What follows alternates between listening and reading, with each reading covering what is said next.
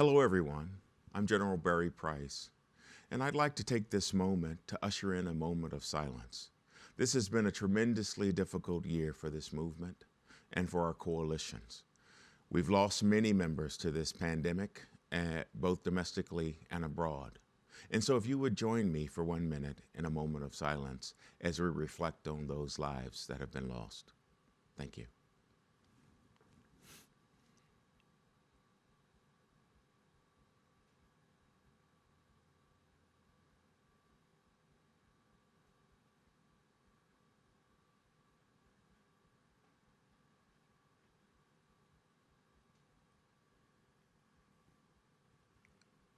For the last 22 and a half years, you've known General Arthur T. Dean as the chairman and CEO of the Community Anti-Drug Coalitions of America, CADCA. You've seen this innovative leader to build this organization from 9 people to now more than 50. You've seen him choose a board and a coalition advisory committee, breathe life into a youth leadership initiative, as well as a drug-free campaign dinner. You've seen all of this from this remarkable leader. And now we have several of our partners who would like to pay tribute to General Dean. General Dean, it's Sue Thaw, your public policy consultant. First, I want to say what an honor and a privilege it's been to work by your side for the past 23 years.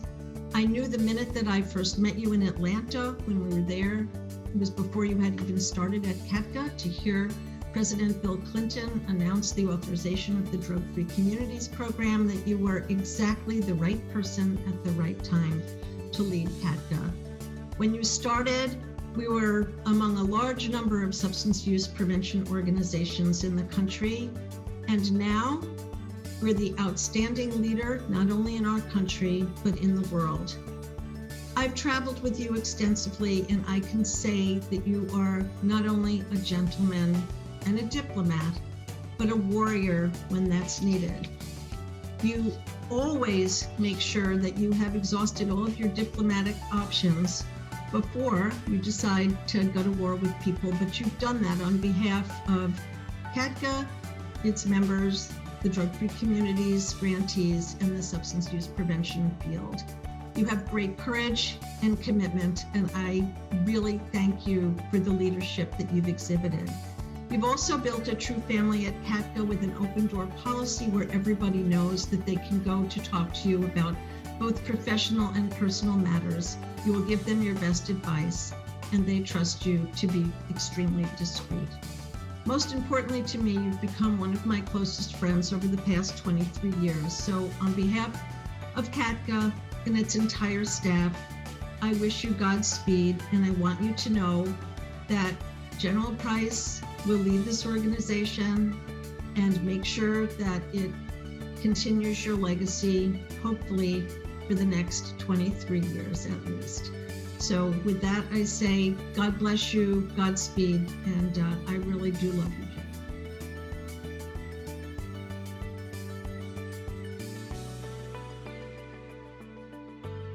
Jen. General Dean, congratulations on your remarkable 22-year tenure as chairman and CEO of CADCA. You were among the first national organizational leaders that was introduced to me when I first came to NIDA. It was immediately clear that you were a man of vision, compassion, and dedication to CADCA's mission of building strong communities through strong coalitions. We have had many valuable partnerships between CADCA and NIDA. These include the Practical Theories series, which spanned almost 20 years, NIDA participation in CADCA annual events, and your serving in NIDA's National Advisory Council. Through these and many other successes efforts, CADCA has grown into the premier coalition membership organization it is today, not just in the United States, but globally. Thank you, Art, for your contribution to the field and your friendship, and the friendship to NIDA. We're deeply proud to be a part of CADCA's history, its presence, and its future. My very best wishes.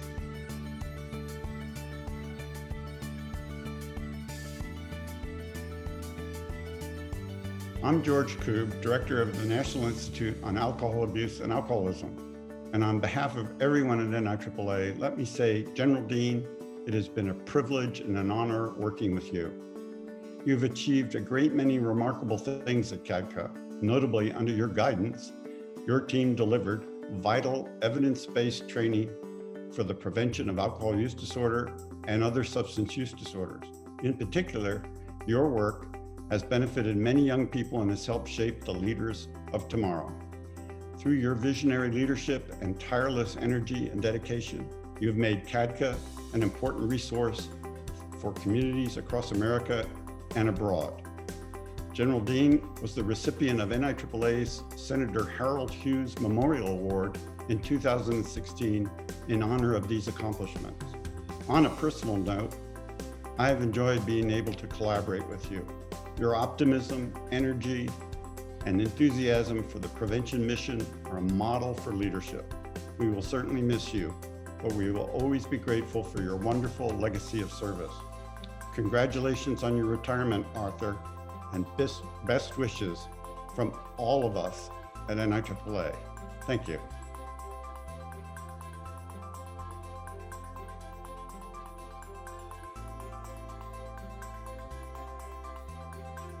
It's an honor and a privilege to join you today to celebrate the nearly 23 years of exemplary service by General Arthur Dean as he ends his tenure as chairman of the board for CADCA. As director of the White House Office of National Drug Control Policy, I've had the opportunity to witness firsthand numerous times his dedication and commitment to the mission in helping coalitions succeed in reducing youth substance use across America. Throughout the years, General Dean has been a tireless and relentless advocate in support of ONDCP and the DFC support program. Our shared success is due in large part to his vision and drive to equip local community leaders with the tools to build effective coalitions at the local level. Once again, it has been a privilege and an honor for me to build a friendship with you, General Dean, and I am pleased to join in this well-deserved tribute for your many significant contributions to the field of youth substance use prevention. Enjoy your time with Deborah and the family. Thank you.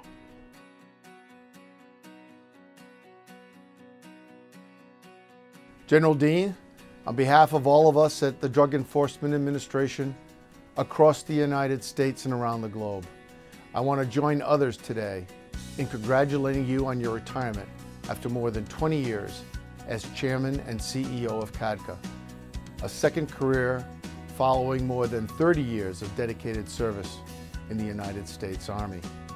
We at DEA have enjoyed our meaningful partnerships with you and your CADCA team over the decades.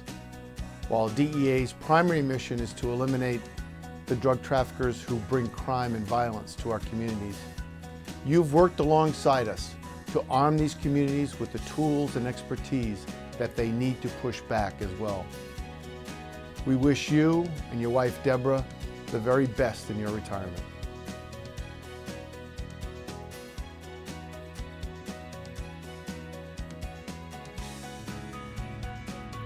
When I think of General Dean, I think of a servant leader.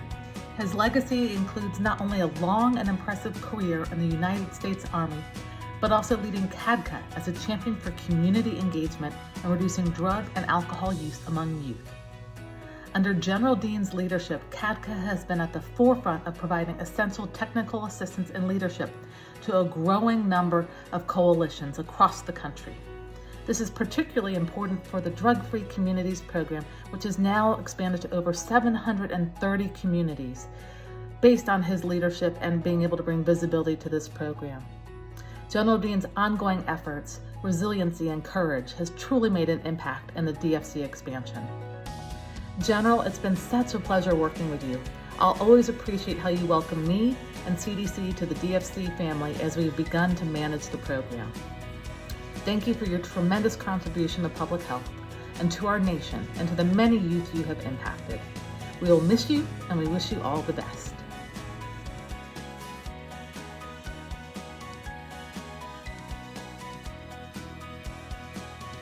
So when I think about Art Dean and his leadership of CADCA, actually not only CADCA, but his whole leadership in the prevention field, I think back to when he first took over CADCA. He took CADCA over in 1998, which was the same year I became a member of Congress. And over the course of my service as a member of Congress, I got to know General Dean pretty well, and we both really focus hard on the issues of drug abuse prevention. And when I think about him, first of all, if you look back at his career in the military, his service in the Army, not one, but 2 Distinguished Service Medals. I mean, that's a huge accomplishment. And when you read between the lines of everything he did in the Army, you can see the man that he is. He has a character and integrity and charisma. He's a brilliant strategist and tactician. He definitely has a way of getting his way. Don't know if that came from the Army or if he was born with it, but in any event, over the course of my years in Congress and then after that, working with General Dean at CADCA, it's been clear to me he is the number one leader in the world of drug abuse prevention. And I've seen him start walking the halls of Congress. I've seen him talk to the President of the United States, and he does them equally well. Same as he does when he talks to anybody who's serving one of the coalitions around the country. He really is a dynamic leader. We're going to miss him so much, but I have to tell you a secret, he's going to be a phone call away. In any event, General Dean, thank you for your service. You're a great leader.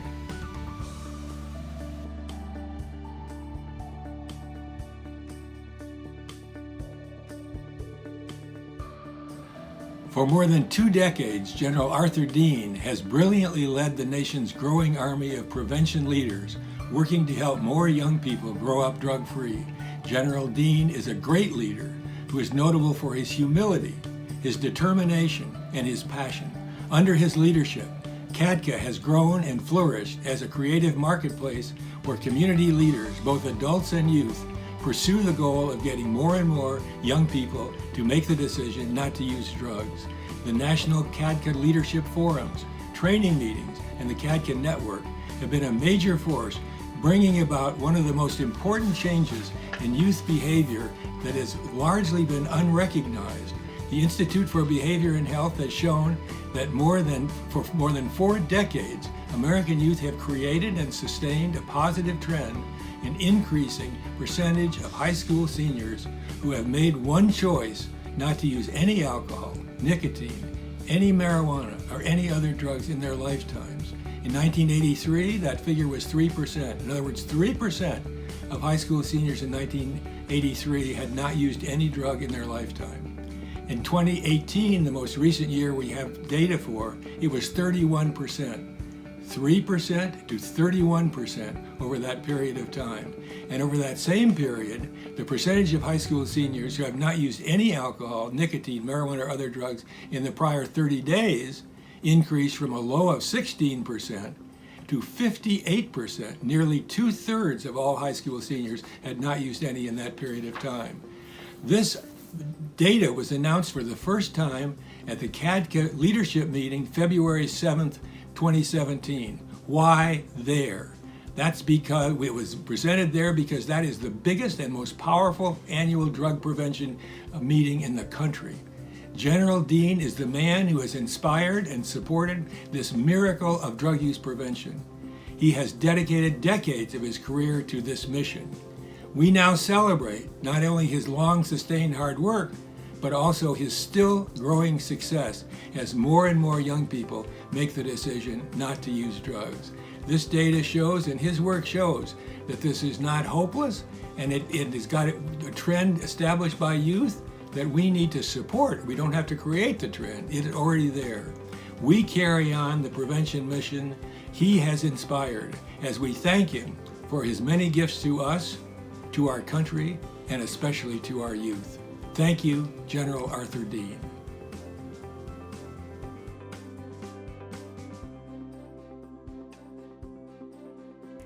General Dean, what can I say? When I first met you, I was a participant in Meteor Las Vegas. I think that was almost 5 years ago. That's insane. But when I first met you, you asked me for my name, where I was from, and you told me that I was going to be a change maker. But I wasn't really too sure what that meant at the time. But if we fast forward a couple of years, me and you were standing outside of the United Nations building in Vienna, Austria, and you told me that the work that we do not only impacts our own communities, but it impacts the world as well. And so through my years as a CADCA youth trainer, you've taught me and my peers to use our voices to advocate for those not able to use it themselves. And so General Dean, on behalf of the thousands of youth you've inspired to be great leaders, thank you so much for everything that you've done.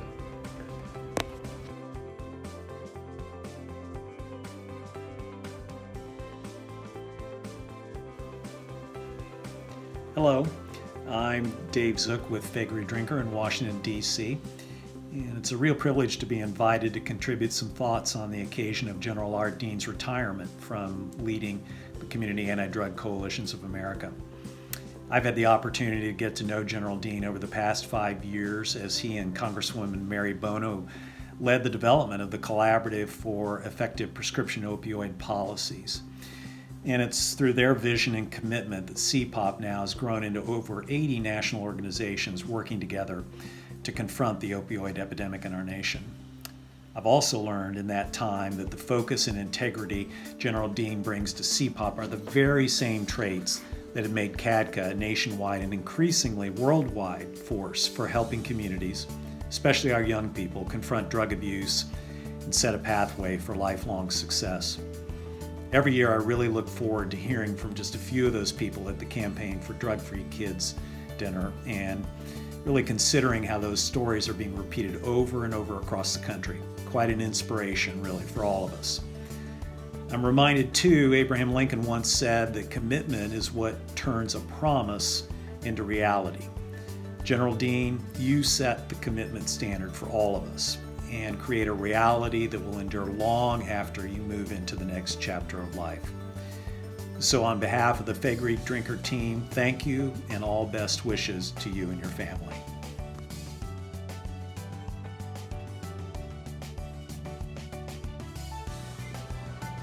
General Dean Brad Mettler, congratulations on your retirement. It's been an honor to be associated with you, and thanks so much for all you've done for the community and for those around you. You're much appreciated, and look forward to seeing you on the golf course. Take care.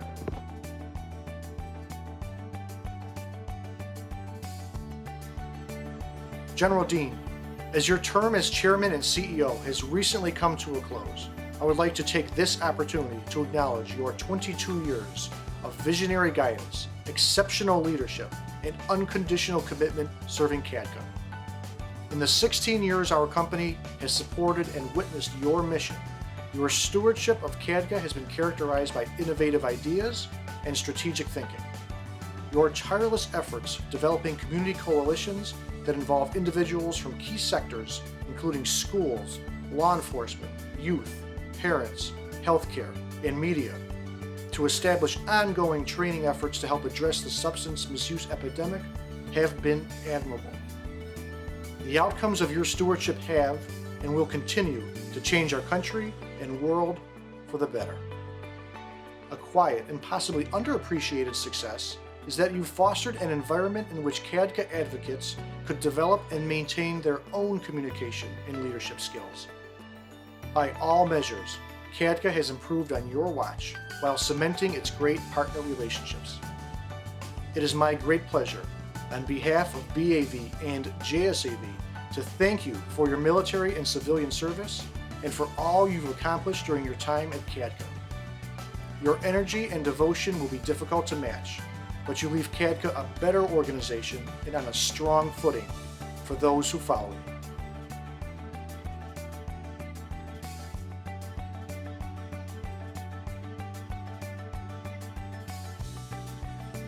Threescore and 15 years ago, Arthur Truman Dean was born to Mamie and Larry Dean in a small house in a little town called Waysboro, North Carolina.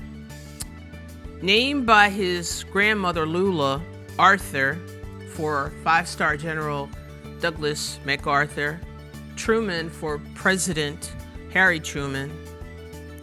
How apropos that she would name you because you became a general like MacArthur.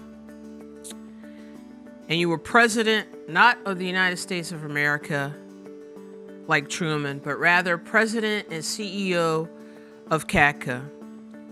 The book of Psalms says the steps of a good man are ordered by the Lord, and he delights in his way. Your steps have definitely been ordered. You have worked since you were 8 years old, never complaining about your station in life, but rather you worked hard at everything you did in life. Graduating from high school at 16, going off to Morgan State College in Baltimore, Maryland, joining the Army, and rising to the rank of Major General. Corrie ten Boom said, "If God sends us on strong paths, we are provided strong shoes." I looked the word strong up in the dictionary and would like to rephrase Corrie's quote by saying, if God sends us on strong, forceful, extreme, intense paths, we are provided strong, solid, well-established, firm shoes. This is the perfect description for the paths you have been sent on in life as a decorated general and as President, CEO, and Chairman of CADCA. Your journey has been one of extreme, forceful, extreme, intense times, having served in Vietnam and Iraq. It's definitely been strong. You were also on a strong path when you joined CADCA. You and CADCA have impacted the world for good. But God did not lead you on this journey without help. The shoes He has given you are special. They can't just be any shoes. They have to be perfect. They have to be the perfect size, the perfect color. They are not always the most comfortable, but instead they are made to take you over rough spots and through the ups and downs of life. You have excelled at every endeavor you set your mind to and have been successful. Our children have grown from little girls to grown women watching you lead CADCA. CADCA is dear to our hearts because of you and your dedication to CADCA's mission of fighting substance abuse and creating safe, healthy, and drug-free communities globally. Your family loves you, we appreciate you, and we honor your success at CADCA. A wise person once said, "Don't bother to give God instructions, just report for duty." You, my dear, reported for duty, and a grateful nation appreciates it.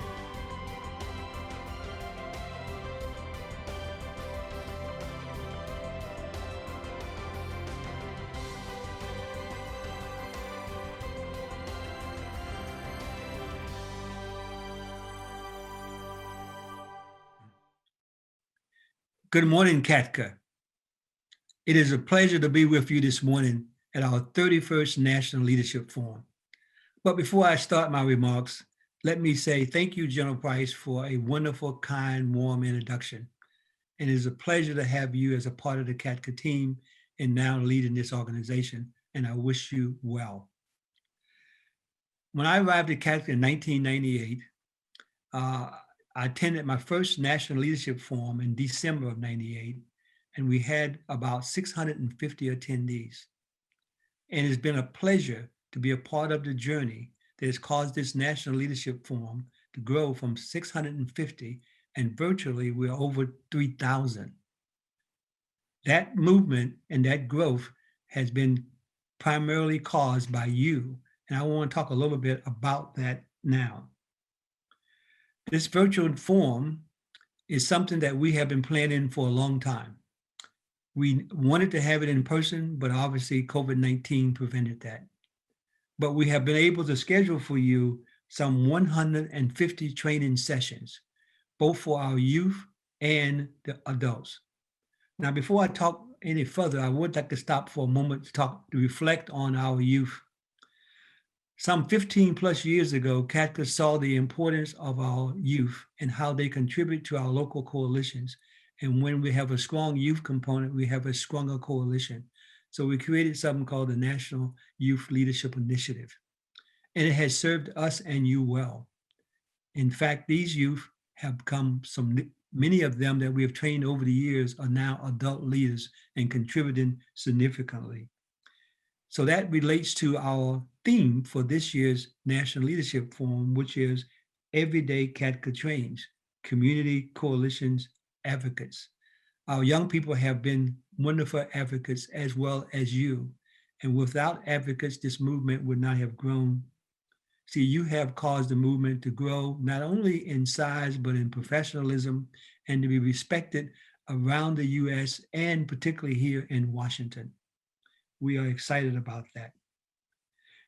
When we first started this movement, and when I first joined it back in 1998, we thought that it would take 3 years for a community coalition to become successful and change their community at the population level. Well, we know now that is not the case. We created the National Coalition Academy. We have been training our coalitions to implement CADCA's model for community change and using evidence-based strategies. And we have research from a national institute that says us that if you train these coalitions on CADCA's model, they can go back into their communities and take that information and share it with their members of their coalitions and the sectors, that they can have change beginning as early as 6 months and substantial change in 1 year. So we're excited that this is happening, and we couldn't be more pleased. I want to talk a little bit about now, we saw, and you saw, a need to expand our training even beyond the National Leadership Forum. So back in 2002, we created a summer training. It was to be small. It was to be long and in-depth. It was to provide classes that would go from a half day to a full day. In the beginning, we even had some that went 2 days. And it was called the Mid-Year Training Institute. It was a way for coalitions to get away and have some summer training. And now that had grown from 250 in the beginning in 2002 to 3,000 as well. So we're excited about that. And it's because of your involvement and the work that you've been doing. We also saw that from the very beginning that the National Leadership Forum, and that's why these two trainings complement each other so very well. The mid-year is a way to get in-depth training classes, as I said earlier, that last for a half day, a full day. At the National Leadership Forum in Washington, these training sessions are typically 75 minutes. But we also have what we don't have at the mid-year, the opportunity for you to interact with White House members, with federal leaders and congressional leaders, and to participate in our Capitol Hill Day. And those have served us extremely well. It has caused our movement to be recognized by all the key leaders in Washington. It has caused them to be supportive of it, to participate in it with their intellect as well as their resources. And as a result, our movement is continuing to grow. We're going to have virtual Capitol Hill visits this time, nearly 300 of them. Sue and her team, Sue Thaw, that is our public policy consultant, her team has put this on and have made a major contribution. But without you, they couldn't do that because they use your successes in order to inform Congress of what we're doing. And then we have you go over our Capitol Hill Day, now virtually, to explain that to them and to continue to cause them to be supportive of our new movement. That's why they have funded us in the level that they have all across the federal government in items related to this movement and what needs to be done. So that's how that happens, and we're very excited about that. The year I arrived at CADCA, the Drug-Free Community Act was passed, and that was an act that CADCA asked Congress to pass. And it was designed to provide small grants, as you know, to community coalitions on a competitive basis so they could grow their coalition. And the grants were for 5 years, like another competitive process, and it could be extended for another 5 up to 10 years. CADCA asked at that after 5 years of this program, because we were trying to train all of these coalitions using CADCA resources, that the National Community Coalition Institute be created, added to the program, and CADCA received a grant that we had to compete for to provide the training. And we've been doing that now for all these years. And as I said earlier, we created a National Coalition Academy that is managed by the Institute. And we see the great results that has attained allow you to take your training back into your communities, to your members, and to your sectors, and in fact, receive the kind of outcomes that I talked to you about in 6 months to a year, and we're very pleased by that. Another very important thing that we did along the way, we wanted to make sure that our federal friends, our congressional friends, our White House friends, our private partners, and corporate partners were involved in this movement. They are the benefactors of the movement, so we wanted them to be involved, and they have been involved in significant ways with their intellect and their resources, and we could not be more pleased for that. You're going to hear this form from 6 of the leaders of federal and congressional friends that have contributed.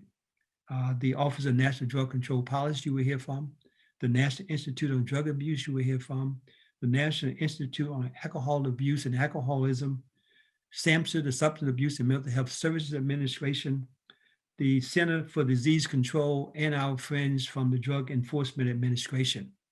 Other private partners will contribute significantly to this National Leadership Forum by providing content for training sessions or giving them, by exhibiting, by providing resources, and we thank all of them for what they've done for us.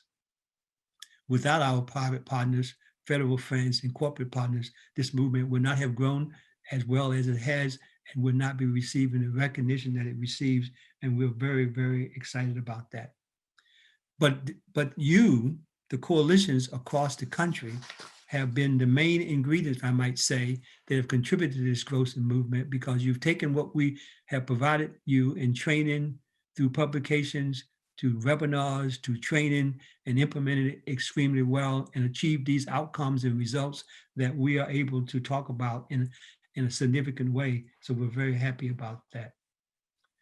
So I want to now just talk a little bit, as I begin to bring my remarks to an end, about what it is that we believe that is so critical that we keep this movement going.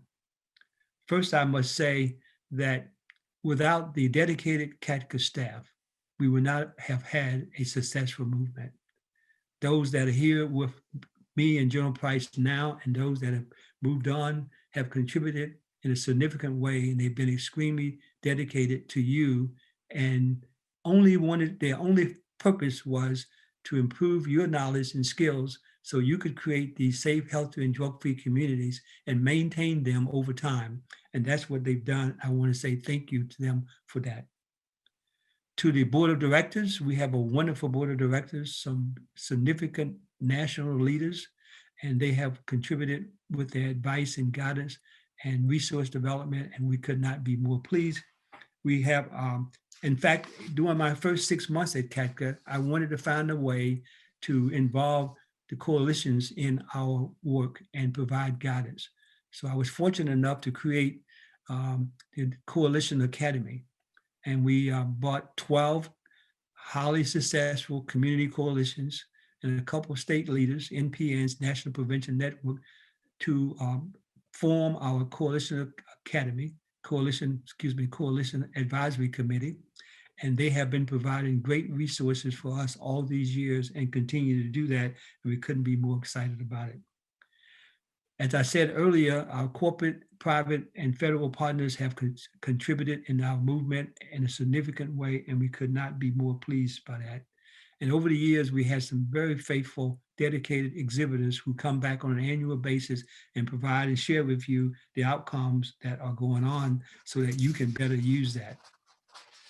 These individuals and organizations have caused and been a part of the growth and development and professionalism of our coalition movement. They've allowed CADCA to implement our community change model and be successful at doing that. And we couldn't be more pleased by that. Also, I want to say that we have gone international, as you know. That happened back in the mid-2000s. And we've been in some 30 countries, all continents.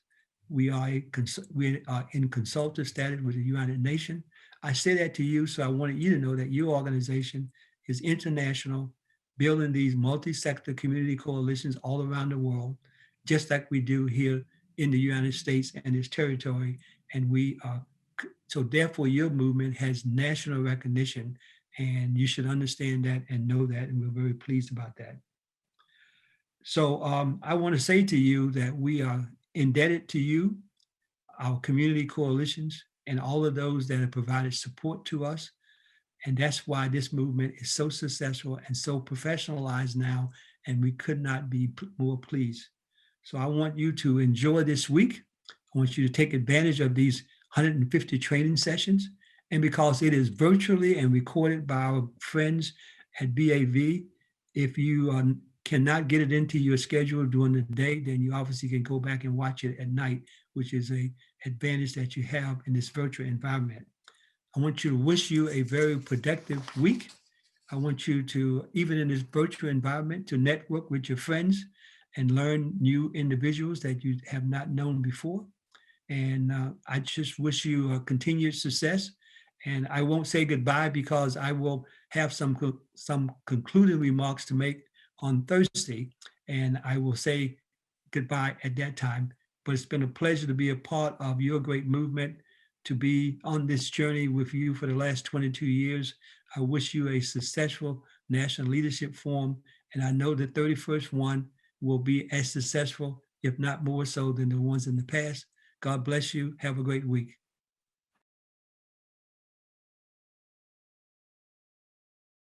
So CADCA, I've assumed this job. I've been with CADCA for now over 4 years, initially starting as Executive Vice President and Chief Operating Officer. And since September, I have served as the President and CEO. But it struck me that really what you know about me is my bio. And so what I'd like to do is to give you some context on who is Barry Price. So this picture is a picture that was taken May the 8th of 1985. I'm the guy with the red shorts and red Houston shirt on. That's my little Renault Alliance, my car. If you could see the windows in the car, it's packed because I'm leaving Houston that day to travel to Indiana to join the Army. I had just been commissioned the day before. These two gentlemen with me, the guy next to me is Stanley Bay, Wilson Bay, my fraternity brother. And the guy that's in front of him is my roommate and my friend since 9th grade, Carl David Holmes. Carl was my roommate for my last 3 years of college. And during my last semester of college, his girlfriend exposed him to crack cocaine. In 2015, October 2015, Carl died 5 days before his 53rd birthday from 30 years of addiction with crack cocaine. So if many of you wonder what brings me to CADCA and what would cause me to jump into this movement, and it really was a failing on my part. When Carl was in struggle, I didn't know the term addiction. I knew that he was experimenting with crack cocaine, and all I knew to tell him was what Nancy Reagan had told me at that time, which was just say no. That's all I had. That's all I was armed with. I didn't know SBIRT. I didn't know about the science of the brain and what happens before age 25 versus what happens after the age of 25. And I knew nothing. I was not equipped to help Carl. And so when Carl died in October of 2015, I remember that I had spoken at the National Leadership Forum, that General Dean had asked me, what am I doing after the service? He might have an opportunity for me. After Carl's death, I revisited that opportunity with General Dean. And so I decided to dedicate the next chapter of my life to remedying the failing that I had with Carl. I couldn't help Carl, but this opportunity at CADCA provides me the opportunity to help scores, legions of others similarly suited. So let me tell you who I am, and let's build out the chart. I'm going to tell you who I am personally, who I am spiritually, who I am educationally, and then finally who I am professionally. Personally, I'm Lois and Billy's son from the state of Indiana, from Gary, Indiana. I am Tracy's husband. My wife's a psychiatrist, and that's why I'm so emotionally balanced. I'm the father of 13-year-old William. You know, I am an author of 3 books. The last book just coming out on November the 11th of 2020. I am I'm an athlete, a former athlete, 2-sport athlete in college. I played baseball and I played basketball. And I'm a pretty good dude, okay? Spiritually, I'm an ordained deacon. I've been ordained for 39 years in the Baptist Church. I teach Grief Share every week, every Tuesday of every week, you know, which is a system of me giving back. I teach Grief Share because I've lost a wife, I've lost a girlfriend, I've lost a child, I've lost both of my parents, I've lost a sibling. And so those experiences, as opposed to turning inward, it allows me to sow seeds to others to help them through their grief process. Educationally, I have a master's, 2 masters, a PhD, and a bachelor's of business administration. Professionally, I'm a 31-year veteran of the United States Army, retired at the grade of Major General. I'm a 2-time combat veteran. I'm a former White House fellow. I belong to 3 halls of fame and 1 hall of honor. I've done a lot in my short 58 years of life, but none of that is really who I am. At my core, I'm still that kid that graduated from Gary, Indiana, Barry Price, or they called me Dino, or as I went to college, they called me Dean. And I believe that I have been answering a higher calling for all of my life. So I live by this personal philosophy. If you were around in 2014, you heard me talk about the flag, or remembering the flag. The flag is family, leadership, ambassadorship, and growth. I believe that families take care of one another. They're firm and support one another, that they're genuinely happy for one another during successes, and they are supportive during failings and difficult times. I believe that leaders lead from the front, that they set the example and they set the tone, always. I believe in being a great ambassador for all of my constituencies and all of those who've invested in me 24 hours, 7 days a week. And I believe that growth should be our only extinguisher of self-improvement. I believe that we never really arrive until our final day when we arrive at our destination. And so we should seek growth incessantly. So let me tell you what I believe in. I believe in making everything count. You know, waste no opportunities.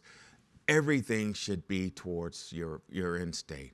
I believe in building for the long term and seeking a better way. There's always a better mousetrap. We should seek that. I believe the simple is good. Yeah, we can go complex. Yeah, we can speak in the big $50 words, but simple is better. I believe that loyalty is a 2-way street. It's something that I give first, and then I expect it in return. I believe that integrity is non-negotiable. There's no reason that we should not share the truth. I believe in admitting mistakes, correcting, and then moving on with a smile. I believe that disagreement does not equal disrespect. I also believe that people are a treasure. We're gifted with people. It's an honor and it's a privilege to lead people, and we should see them as our treasure. I don't believe in doing anything dumb on purpose, and I believe that we should not allow others to do anything dumb on purpose. We can provide corrective just by providing a little insight. I believe in taking care of the little guy. The little guy is the person who doesn't have a voice, or who doesn't have a seat at the table. I believe that we should take care of him or her. And I believe in not being constrained by the box. The box is there for a reason, but that box has holes in it. We should remove the walls and think outside of the box. This is where our solutions will come. So here are ways that I think that we can improve our organization. We should all be students of our craft. We should know our business inside and out. We should be expert. We should be open to change. This is a moving target. This is an evolving movement, and we have to be open to change, or we'll risk the opportunity to become irrelevant. I believe that we shouldn't sit at the table unless we're willing to vote. Sitting at the table has tremendous meaning, especially now, so we should vote. We should always seek improvement processes, ways to improve our fighting position, that we should develop, nurture, and coach, and counsel, and mentor our treasurer. We should develop them. And I believe that membership is the coin of the realm, that we should all be members of our organization. You strengthen us through your membership. So here's my focus. We should be in a perpetual state of reinvention. This movement is not static. The specter of drug abuse, or the scourge of drug abuse and drug addiction, is not static. And so if we're going to be capable and be relevant, we have to be in a perpetual state of reinvention. We have to evolve. I want to be in relationship with the field. I've met with more than 60 coalitions to date, and I'm looking forward to meeting with all of you eventually, both virtually and then many of you in person. I'll be your champion here in Washington, D.C. and around the world, and I'll be an avid champion for you. I believe that making your success is my priority, and I will certainly do that. And then finally, I believe in the adult model, which is empowered leaders at echelon to do the work that you've been tasked to do, and then I will play my role in concert with you. So here are my guiding principles. People are the key to our success, are the keys to our success. We should treat them all with dignity and respect. When in charge, I expect you to take charge. When in support, I will expect that you'll be a team player. Anticipate the requirements. There's trial balloons for everything that we're doing these days. And so anticipate and make sure that you're being proactive. Take the initiative.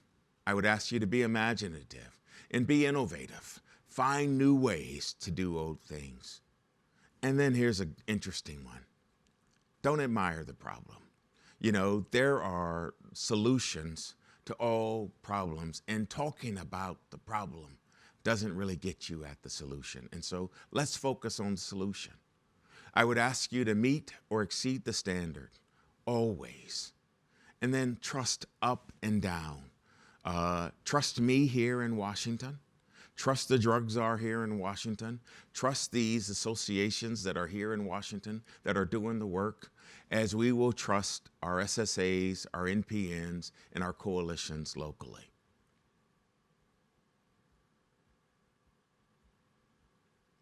And then I'll look forward to hearing your questions. This is my contact information. You can reach me day and night. You can call me, you can email me, you can text me, but I am available for you. And I look forward to serving you, CADCA.